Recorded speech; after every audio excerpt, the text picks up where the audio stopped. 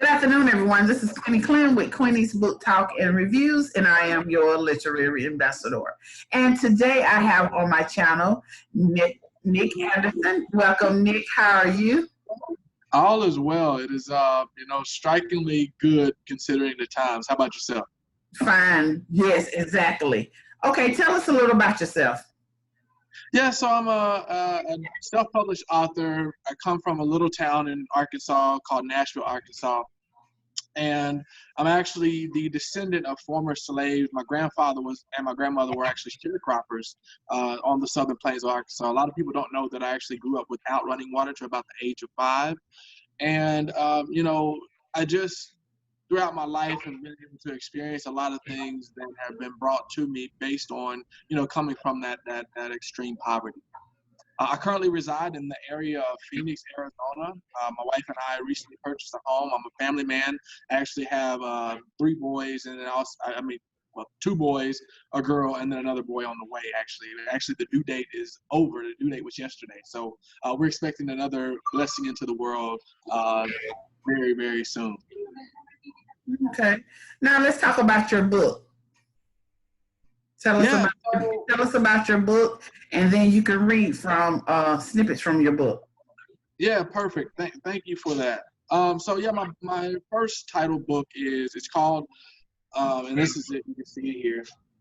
It's called From Poverty to Prosperity: The Truth About the Wealth of God's Love. And in this book, I shared just a slight glimmer from my childhood and just growing up, but it's all about love, growth, and change, which is something that seems to be lost in today's world, considering all things that are going on. And so in this book, I share a lot about, not only my experiences, but about things that help bring about change, things that help bring about growth, and things that help you to really, truly come into the love that all human beings or humanity should be experiencing.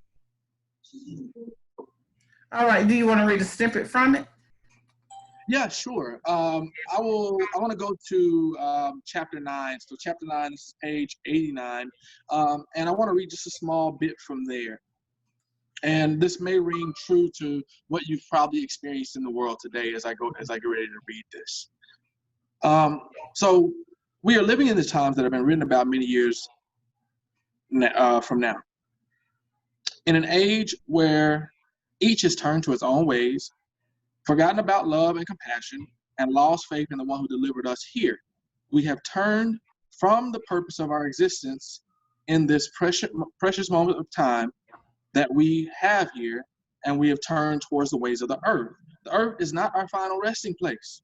We were not meant to remain on this planet forever, only for a period of time. If this were so, why is it guaranteed that man will experience death at least once? What man lives forever and doesn't age over time? What woman's beauty doesn't fade with the turn of each new moon? Time is forever pressing onward, and while we have it, we should be careful how we use it while we're here. Now, I give some references there as well to Acts 14, 15 through 17, Hebrews 13, verse 14, and then I continue. While we're here, we ought to be able to be thankful for each second that we're allowed to take a breath of air into our nostrils. This is confirmation for you and I that we have been awarded the gift from the Almighty gift giver. These gifts which I'm referring to are the gifts of mercy and grace. Grace, what is it?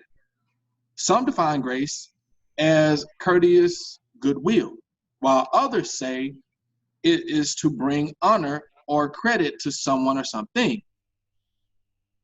To be in it, grace, implies that you have to receive it, and to receive it is to be in the presence of the Most High. The Most High is purposeful in his ways. To receive favor in his eyes is to know that he has not given up on your ability to fulfill his purpose over your life. It is not until this purpose has been fulfilled that we are delivered back to judgment, where we are given the opportunity to be delivered to glory. We all must leave this world one day. What legacy will you leave behind? If you don't like the answer, it's time for change. The clock is ticking. Yes, yes. Oh, I like that. Okay, with your book, um, you have pictures in there. What is the significance of those pictures in your book? Yeah, thank you for asking that. So I've also had the opportunity and the wonderful blessing to be able to travel to different areas across the world. And as I've traveled, one of the things that I love to do is just take photography of different things. Even me being in the environment, the elements that are there. So the pictures in my book represent a lot of the different journeys that I've traveled around the world. You've got, photos from Mexico City, from, even the old ancient pyramids that are down there that you can actually walk on to this day. You can actually climb up to the top of the pyramids. So I have photos of that. I have some of the old Aztec ruins that are down there. I've got some of that. I've got photos from Israel, photos from the Philippines, from the Dominican Republic. I got photos from just a lot of those different trips around the world that I've actually been to. And just to share with the reader just some of the insight that and inspiration that a lot of, my words that I write in the book come from. Okay. Now you say you dedicated it to Gary Lewis Booker the second, and who is that? Yeah, so Gary Lewis Booker II was my younger brother. He was 21 years old when we lost him from this time, from this particular place.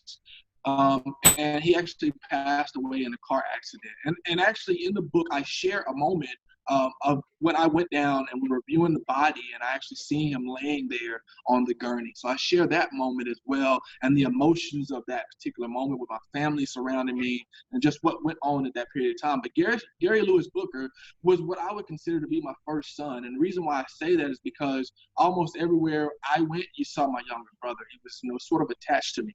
Mm-hmm. And the significance of, his death, it was very timely. A lot of people will say or like to go on that saying, God doesn't make mistakes. And I truly and firmly believe that there are some people that I believe that come across this earth that are on this planet that are too good to be into this planet. My brother, even if you could call him the worst of names, you could do the worst of deeds to him, his heart was so pure that he would still give you the shirt off his back. His very last, the food out of his mouth.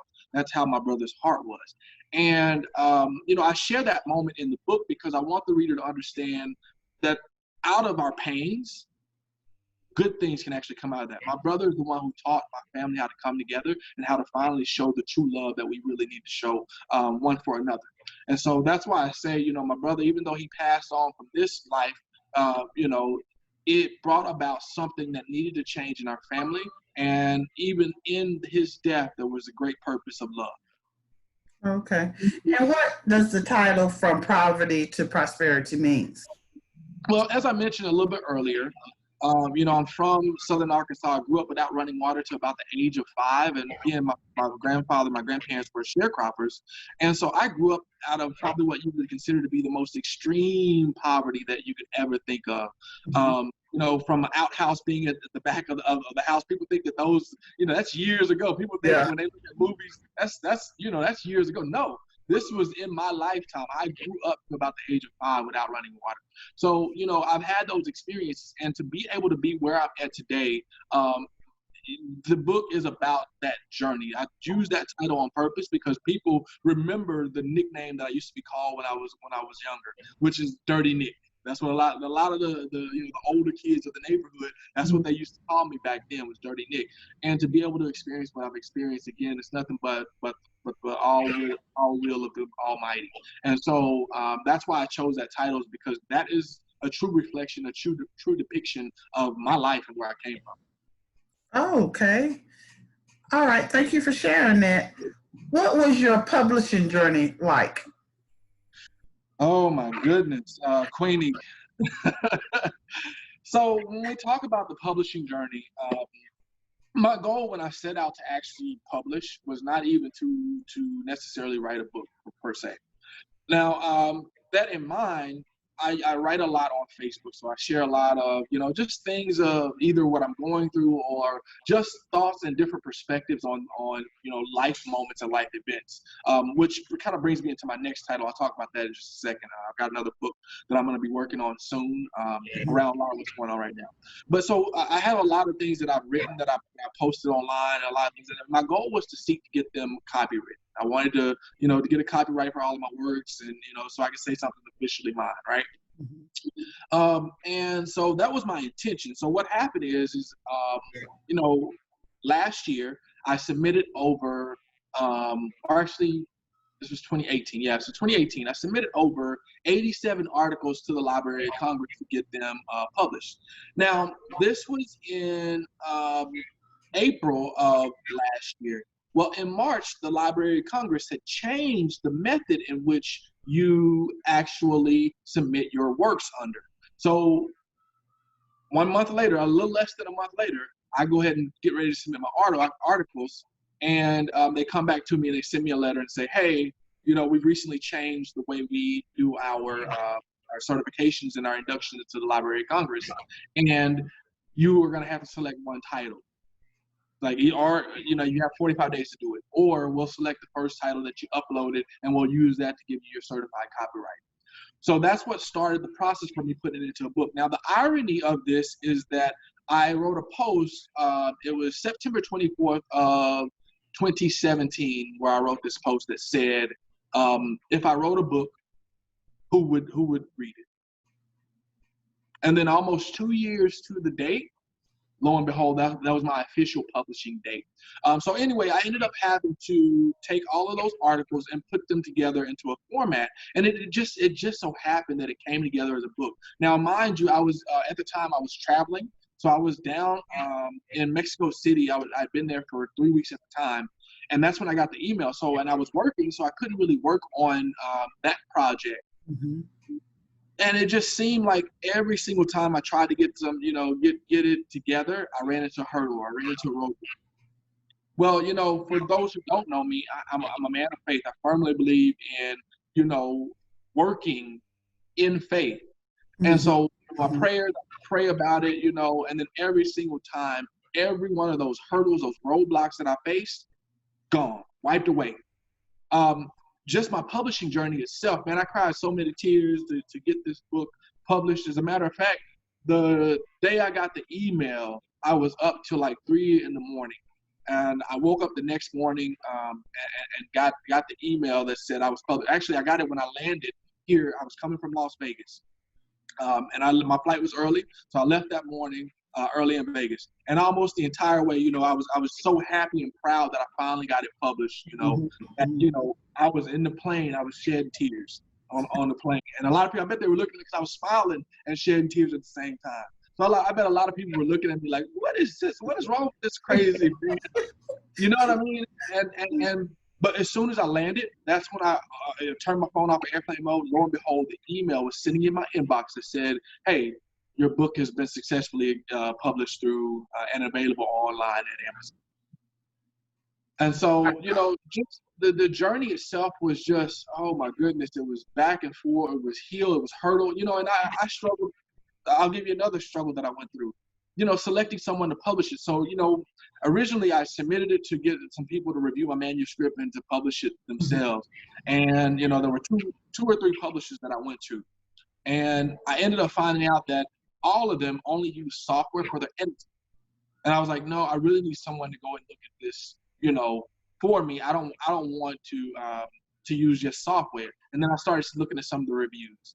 And here they were charging a lot of money to do the publishing and to do the editing, but were not truly doing what they needed to do. And that's what became the inception of what I do on my website. So I ended up having to go through and edit every last bit of my book myself and put it into a format that really, I felt like flowed well. Mm-hmm. And that ended up becoming what you have today, which is the book itself. Okay. What is your favorite marketing technique, and how did you get the books in front of your readers? Well, so that's another great question. Facebook is one of the main audiences that I use to do my marketing. So Facebook is one of the main tools, and I also have a business page as well, which I do, a lot of my advertising and working through. But that's what I did is I used the Facebook to do some of my marketing, to do the publishing and advertising, and I ran it in a lot of the countries that I traveled to because their story became a part of me, and vice versa, right? Even in the book I share this moment as well, but I feel like my heart was strengthened through the travels that I had. And I felt like the people that I met on those journeys also helped to bring me into the fullness of what love and what heart is. And so, I mentioned that because I think that was one of the things that really helped me with being able to guide the significance and the importance of the book and the stories that are shared in. When did you decide that you wanted to be an author? I don't know that it was the decision, Queenie. I think it was more of a passion. It was more of, as I became more educated through, life's journey, through my current job, which I do as well. As I became more educated about what was going on, I started to see what was happening in the world. I started to see the changes and the shifts, and I started to read a lot more and really just digest a lot of history, a lot of what was really going on right now at the moment or at the time. It really inspired me to start to write about just methods, ways, short stories about just experiences themselves to help understand how to overcome, how to break the cycles. See, again, like I said, I was born in poverty, right? And being born out of that, I had a unique perspective on how to really grow and change and adapt to what most would consider to be a fast-paced world, a ever-changing world, right? Even Thomas Jefferson wrote it into some of his works. How regardless of how critical you are of him, he wrote some great things. Now, again, we can analyze his behavior. That's still a different topic, right? But he wrote some great things, and change is one thing that's inevitable. The world keeps passing by. And it was really just, my inspiration to be able to bring about that change that I wanted to see in the world and be that change itself. Not just speak on it, but actually be the change that I wanted to see in the world. That's what inspired me to become a writer. Okay. What are your thoughts on good and or bad reviews? I welcome all. And here's the reason why I say that. I speak about change, right? Mm-hmm. The only way a person can receive or to change the way that you really need to change is by receiving feedback. Feedback does not mean that you agree. It doesn't mean that it's always going to be positive or good. With that being said, you have to be open to receive. Yes. You know what I mean? And so the reason I mention that is because that's the way you change and you grow. And if I'm speaking about that in my book, which I write about change and growth over 80-something times in the book, and for me to speak about that, I have to also live that. So I welcome all. As a matter of fact, some of my best feedback that I've ever received in my life has been critical feedback because it helped me to adjust my lenses and to refocus on what I needed to focus on to grow. Okay? So I welcome it all. I think good feedback is there to help propel you, to step you along the process, right? And it's good to have good feedback, but you also need those people that are going to also tell you the truth and be honest with you and tell you critical, hey, man, look, I would change this. I would do this a little bit different. And here's why. And that's my question. Whenever I receive feedback, I always try to seek the answer of, hey, why? Or how would you do this? Since, you gave me this feedback, tell me how I can do this, how I can go about this. So I absolutely welcome both. Okay. What has been the most memorable moment in your career as an author? Most memorable moment in my career as an author would be that trip that I took from Las Vegas. Have you ever just been in a point where you feel like you got the weight of the world just on your shoulders, and you feel like you've got a ton of pressure, and you feel like everything's just caving in on you? Yes. to the point where you get to where you're almost you can't do anything. Your mind's checked out. You're physically hurting. You can't eat. Those types of things. So that moment, the moment while I was in Vegas, before I get to my flight, the night before I get ready to leave, I become sick. So I think it was a bratwurst that I ate on the Vegas Strip the night before. But I become sick as a dog, Queenie. I'm telling you, I mean, it was not good. And I wasn't feeling, I wasn't up to being my usual self. I will tell you this. The only sick day that I used the entire year was that day. The entire year for work. Right? That's the only sick day that I used the entire year was that day. So I was sick as a dog. So not only being physically sick, but then working on this book, the pressures of, hey, I'm really trying to publish this book, and I'm really trying to format it in a way to be able to submit it the right way, and I'm really trying to get all the editing done. So like I said, I stayed up till midnight. Again, sick, hungry, really hadn't ate anything because, again, I couldn't hold anything on my stomach at the time, not even liquids at that time. So not only was I physically, but mentally I was just, and then I had just submitted my work that night. And I get on this plane ride, and all of the weight and the pressure, like that's why I said I smiled through every last bit of it because I was so happy in that moment. And like I said, I couldn't hold back tears. Like I said, the person beside me, they were probably thinking, well, what is going on with this person here? But it was just, man, that weight to be removed and to be lifted from your shoulders was just, it was an amazing moment. And then to get that email when I landed home, you do not know the excitement and the joy that really just filled my heart. And again, I had to break down, get on my knees, and give honor to the one who allowed every last bit of it to be possible. What are you reading right now? That's a great question. So I'm glad you asked. There's a couple of things that I've been reading. So you know what's going on in the world today. You can see the times and all of those things that's going on. There's a few things that I'm reading. One is the Making a Slave by Willie Lynch. And here's the reason why. A lot of people don't know who Willie Lynch is. Yeah. Willie Lynch will explain a lot of what we see in our communities today. If people would just simply take a look at why we hate each other, why we pit our differences against each other, why why we mentally behave and act the way that we do. If you look at that book and you read what's in there, he's the one who taught us to hate ourselves. His mentality, his cycles, the things that they did to our ancestors are right there in that book. And so I read that. As I read through that book, Queenie, it gave me a moment of revelation and awakening to understand, here's what we see in our communities of color today. This is what we see with our Black people specifically.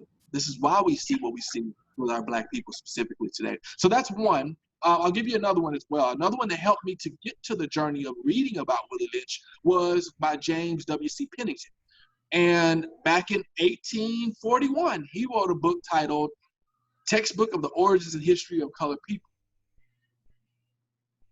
Now, this was a very interesting read because in his book, he uses the scripture which was used back then to be able to enslave a people. He uses that same scripture to prove that we're more than 3/5 of a human being, as the Constitution says. So that's a good one as well. And then I'll give you a third one as well that's on the list as well. Henry Highland Garland. He wrote an address to the slaves of the United States of America, which is also another great read. It's from the 1800s as well, right around that same time of W.C. Pennington. And in this address, he addresses the leaders that are in charge at the time, and he brings about the same thing about the experiences of the Blacks, the slaves, the former slaves. These two individuals were actually former slaves who had actually gotten their freedom before Abraham Lincoln had signed the Emancipation Proclamation, which declared that we were free with the exception of, as we know what the exception to the 13th Amendment is, with the exception of criminals. So those are some of the works that I'm reading right now. James W.C. Pennington, a book on the origins and history of colored people, Henry Highland Garnet, The Address to the Slaves of the United States of America, and then, of course, the Willie Lynch letters. Okay. What are you working on currently? Thank you for asking that. So I'm working on a new book, a new title, and it's called Modern Day Slavery: Who Taught You to Hate Yourself? And this title in this book is really around a lot of research that I've been doing. It's going to include some of the quotes and some of the works of those that I just mentioned. It'll include a lot of that. It will include some of our great leaders that we've seen, Malcolm X, some studies on Martin Luther King, Dr. Martin Luther King Jr. It will include a lot of things about what we're experiencing in the world today and what a path forward looks like. And so that's the newest title that I'm working on as we speak. I've got a couple of interviews that I've done with some people as well that I want to include some of the conversation and dialogue that I've had with some of those individuals in that book. And then I want to include a lot more research. I did a few elements of research in my previous book, From Poverty to Prosperity, and I did those around just the wealth gaps and the disparities that we face in our communities, around the poor versus the rich. And so I want to bring in a lot more of that research in this book to really help to teach and educate people around who are the modern day slaves. Believe it or not, slavery has not ended. No. Is there a particular niche you would like to expand on your writing portfolio into? Yeah, so I'm glad you mentioned that as well. I think I mentioned research a little bit, so that's one, right? I want to include a lot more research in my writing as well, and then I want to include a lot more from other individuals. I want this book to include just the thoughts and opinions from other people that are out there that have their thoughts and opinions on these things. I want it to be more inclusive and more diversity in this particular book. I think that's one thing that's really going to help to make it the great work that I know that it can be. Where can readers find you and your book? Yeah, thank you for asking that as well. So I got a website, which I started this back in 2016. And this was, just a thought that came to my head. It was a vision that was actually given to me by the creator. I was, just sitting at home one night and he was like, you know what do I want to do? I want to do something positive, you know what I mean? And this is just a vision. So it's called stepbyfaith.com. So www.stepbyfaith.com. That's where you can find my book. You can also get in contact with me there. I share some of my travel videos as well, which link you out to my YouTube channel. So you can find me on YouTube as well if you just search Nikia. That's Nikia 17. So the numbers actually 17. So Nikia 17. On YouTube, and then of course I'm on Facebook as well. So that's I think that's how I had the pleasure of actually coming across you, was through Facebook. And you can find me there, and it's facebook.com /N T as in Thomas Anderson 02. So facebook.com /N T Anderson 02. And then also I've been writing recently for with Angela Thomas. She's allowed me the great blessing and opportunity to be able to work for the Aspiring Authors magazine. So I've been writing some of the articles there as well. So you can also find me. If you haven't had a chance to, just get out and look for it, Aspiring Authors magazine.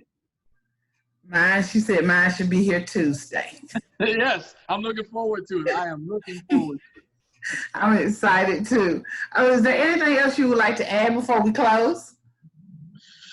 Here's the thing that I want to add. I speak about love over 180 something times, and I want you to understand that it is love that is the only thing that survives to the end. While we're in a world that's filled full of hatred, I want you to understand that there's also a lot of great love. And that being said, it is out of love that we should do all things that we do our works. And I just want to tell people, those that haven't heard it today, if you haven't heard those words, I want you to understand I love you. And that is the reason, the purpose of why I do what I do, why I write, and that is the thing that will continue to abode in my heart, regardless of how much hatred or division or envy or all of those things that are the works of the enemy, regardless of how they come at me or come at us. Love is the thing that you should see. So that is what I want to leave with. All right. Thank you. Thank you. Thank you. Thank you for coming in today. I really appreciate it. No, I appreciate you for the opportunity, Queenie, and thank you for all that you do. I mean, it's a great blessing and a wonder to be able to do all the things that you do, and I really appreciate, just all that you do for to try and educate people, to try and bring in authors, to try and bring about the literacy that which seems to be a lost craft in our world today, right? If we look at our youth generation, the ability for people to really just seek and read and seek knowledge nowadays is a lost craft, and I really appreciate you just hosting the platform and just all that you do for the works to try and bring that literacy, especially to the communities of our Black brothers and sisters. Okay. So thank you so much. All right. Thank you for coming in today. I really appreciate it. And this is Queenie Clem with Queenie's Book Talk and Reviews. Happy reading. Bye, y'all. Bye-bye.